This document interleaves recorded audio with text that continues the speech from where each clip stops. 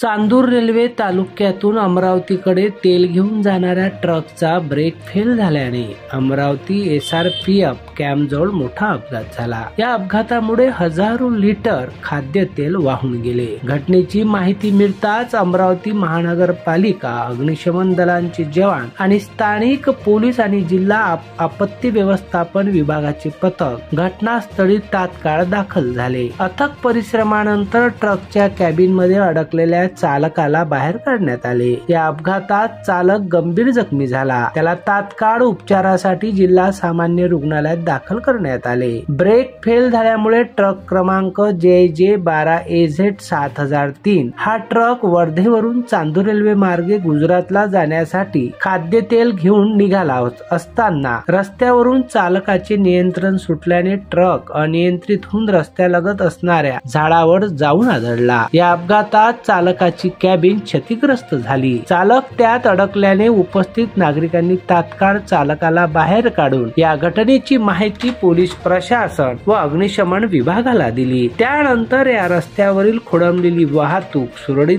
करण्यात आली। मोठा अनर्थ टळला।